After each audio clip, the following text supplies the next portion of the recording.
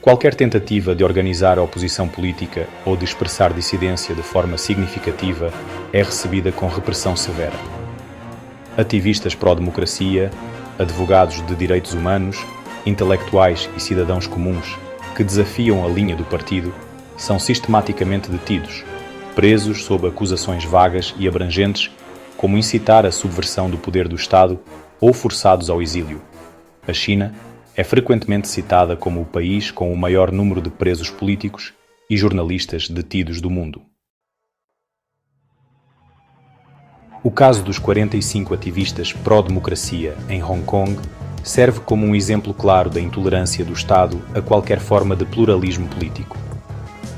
Em 2020, estes indivíduos, incluindo ex-parlamentares, académicos e sindicalistas, organizaram uma eleição primária informal para selecionar os candidatos mais fortes da oposição para as eleições legislativas.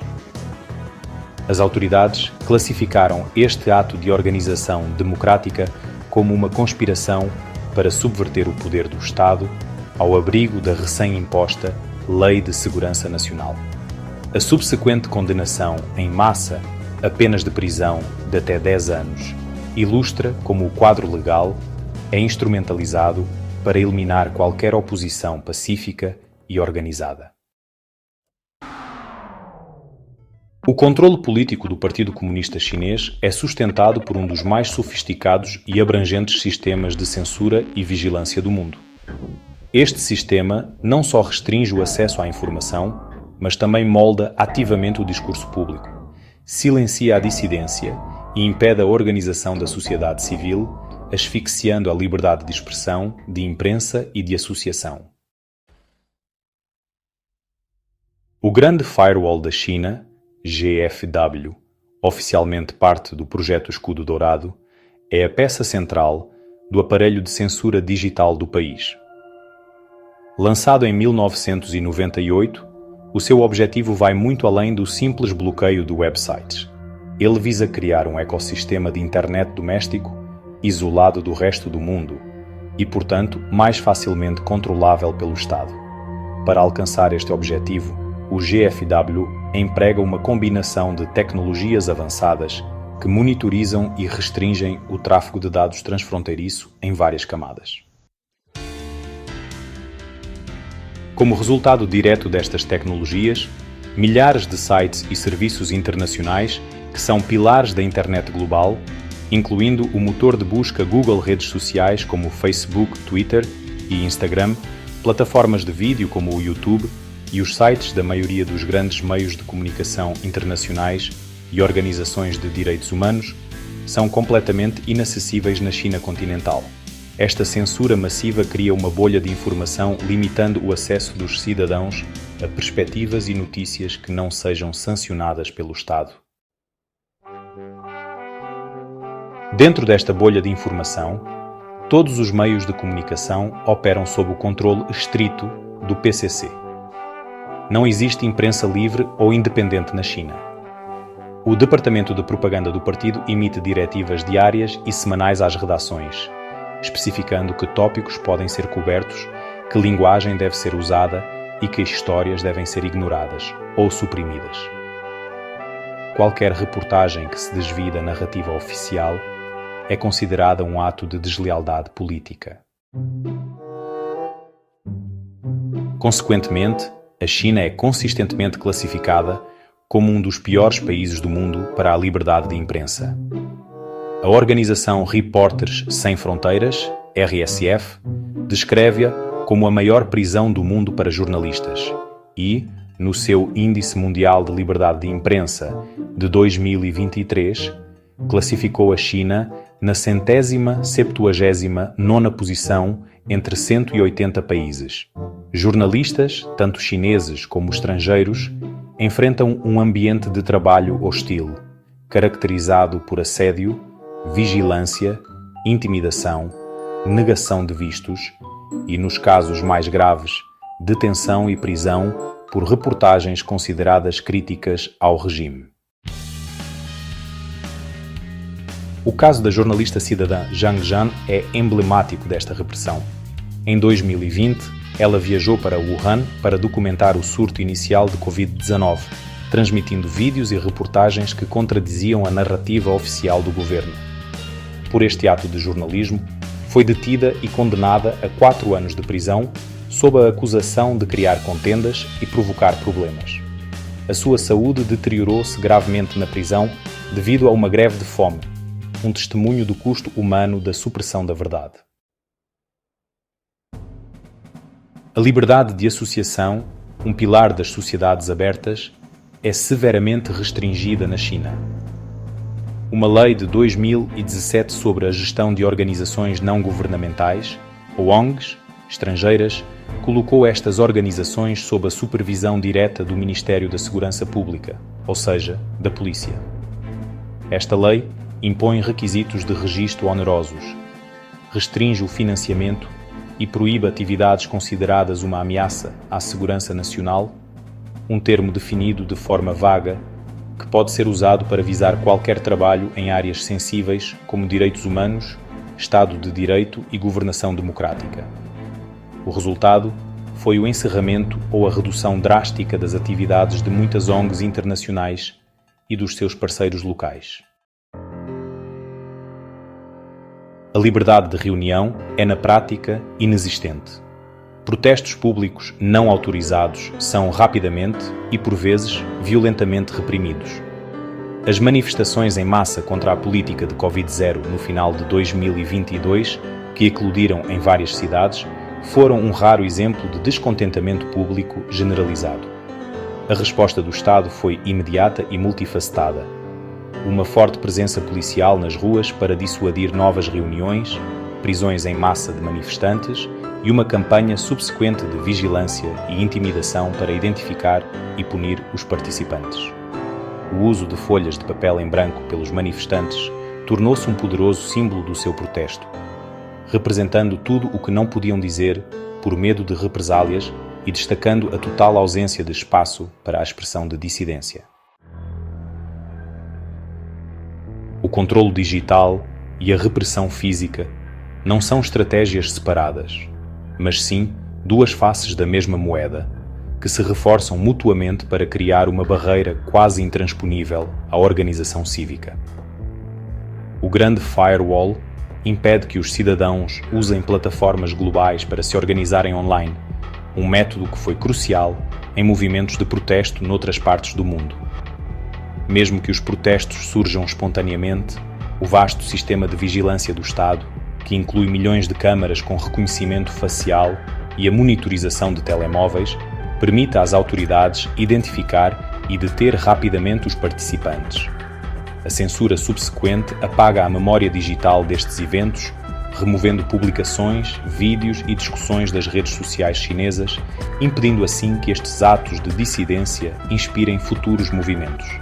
Este ciclo de controlo digital preventivo e repressão física reativa cria um ambiente onde as liberdades de associação e reunião são efetivamente anuladas. Para além de controlar o que os cidadãos podem ver, dizer e com quem se podem associar, o Estado chinês embarcou num projeto ainda mais ambicioso: moldar o comportamento individual através de um sistema de vigilância e classificação em massa. O Sistema de Crédito Social, ou SCS, representa uma forma de engenharia social que visa criar o cidadão ideal, conforme definido pelo partido, através de um mecanismo de recompensas e punições que permeia todos os aspectos da vida cotidiana. Lançado oficialmente através de um plano governamental em 2014, o Sistema de Crédito Social é apresentado como uma iniciativa para construir uma cultura de integridade e confiança numa sociedade que, segundo o governo, sofre de problemas como fraude comercial e falta de confiança social. Os seus objetivos declarados abrangem 4 áreas principais: integridade governamental, integridade comercial, integridade social e credibilidade judicial. No entanto, para além desta fachada de regulação económica e moral, o SCS funciona como um poderoso mecanismo de controlo social e político, incentivando a conformidade com as normas do partido e punindo o desvio. A sua lógica é simples: tornar as pessoas de confiança beneficiárias em todo o lado e as pessoas não confiáveis restritas em todo o lado. O sistema baseia-se na agregação massiva de dados de uma vasta gama de fontes, tanto públicas como privadas. Estes dados incluem registros governamentais, como o histórico financeiro, criminal e judicial, dados de empresas de tecnologia, como transações online e atividade nas redes sociais, e informações recolhidas através da extensa rede de vigilância do Estado, incluindo câmaras com reconhecimento facial e monitorização de transportes públicos. Embora a percepção popular no Ocidente de uma pontuação numérica única e nacional para cada cidadão seja uma simplificação, o sistema opera através de uma combinação de mecanismos. A nível nacional, existem listas negras para indivíduos e empresas que cometeram infrações graves, como não cumprir uma ordem judicial, e listas vermelhas para aqueles que são considerados exemplares. A nível local, dezenas de cidades piloto implementaram os seus próprios sistemas de pontuação, onde os cidadãos começam com um determinado número de pontos que pode aumentar ou diminuir com base no seu comportamento. O âmbito dos comportamentos monitorizados e avaliados pelo SCS é extraordinariamente vasto, abrangendo desde infrações legais graves até pequenas transgressões sociais e expressões de lealdade política. Comportamentos que levam à perda de pontos ou à inclusão em listas negras incluem não pagar dívidas ou impostos, violar as regras de trânsito, como atravessar a rua com o sinal vermelho fumar em locais proibidos, causar distúrbios em transportes públicos, não cumprir as regras de reciclagem, espalhar o que as autoridades consideram notícias falsas online ou criticar as políticas do governo. Até mesmo passar demasiado tempo a jogar videojogos ou ter amigos nas redes sociais com baixa pontuação pode afetar negativamente a avaliação de um indivíduo. Por outro lado, comportamentos que levam ao ganho de pontos ou a recompensas incluem realizar trabalho voluntário, doar sangue, cuidar de familiares idosos, elogiar o governo nas redes sociais ou ter um bom historial de crédito. As consequências de uma baixa pontuação ou da inclusão numa lista negra não são abstratas. São tangíveis, severas e concebidas para criar um poderoso incentivo à conformidade. O sistema integra-se com várias plataformas governamentais e comerciais para aplicar restrições de forma automática. O sistema de crédito social representa a gamificação do autoritarismo. Ele transforma o exercício da cidadania numa performance constante de lealdade e conformidade, onde os indivíduos são incentivados não apenas a obedecer à lei, mas a aderir ativamente às normas sociais e políticas ditadas pelo partido. Ao estabelecer regras claras de bom e mau comportamento e ao criar um sistema de feedback imediato através de pontos, recompensas e punições, o Estado induz os cidadãos a policiarem-se a si mesmos. A dimensão pública do sistema, com a humilhação de infratores em ecrãs gigantes ou a exibição de pontuações em plataformas sociais, gera uma poderosa pressão social para a conformidade. Desta forma, a vigilância do Estado é internalizada, tornando-se uma norma social onde o medo da punição estatal direta é complementado pelo medo do estigma social e da exclusão de oportunidades. A liberdade individual de cometer pequenos erros, de ter uma opinião impopular ou simplesmente de viver sem ser constantemente avaliado é sacrificada em prol de um ideal de cidadão confiável e harmonioso definido pelo Estado. Para além do controle generalizado aplicado a toda a população, o Estado chinês implementa campanhas de repressão particularmente severas e sistemáticas contra grupos étnicos, religiosos e políticos específicos.